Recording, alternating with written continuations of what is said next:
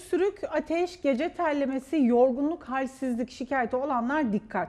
İl Sağlık Müdürü uzman doktor Mustafa Uras, tedaviye cevap vermeyen öksürük, ateş, gece terlemesi, yorgunluk, halsizlik varsa en yakın sağlık kuruluşuna başvurun. Bakın ne olabilir diyorlar.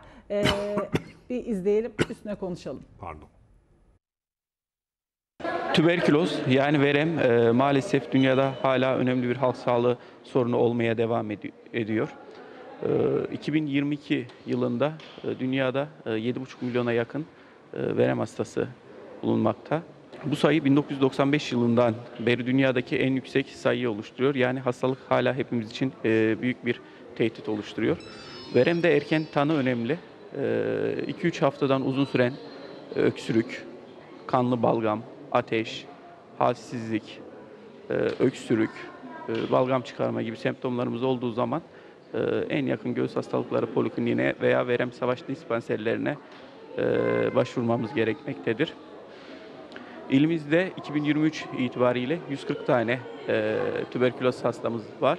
760 hastamız da koruyucu sağlık hizmeti almakta. Verem hastalığı ilaçla tedavisi 6 ay gibi uzun süren bir süreç olup takip gerektiren zorlu bir süreçtir.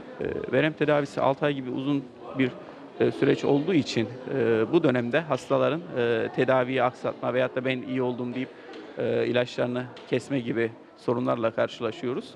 Tele-DGT uygulamasıyla hastalarımızla görüntülü konuşup onların tedavi sürecini birebir takip edebilmekteyiz.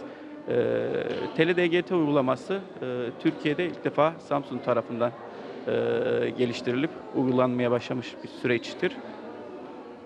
Etkinliği özellikle pandemi döneminde evden çıkamayan hastaları mobil ve görüntülü olarak evlerinden çıkmadan tedavilerini takip edebildik. Buradan verem hastalarımıza seslenmek istiyorum. Gerek Tele-DGT üzerinden olsun, gerek birebir Çarşamba, Bafra ve İlk Adım ilçelerimizdeki verem savaş dispanserlerine gelerek kafalarına takılan her türlü sorunda bizler yanındayız. Bizden her türlü desteği göreceklerdir.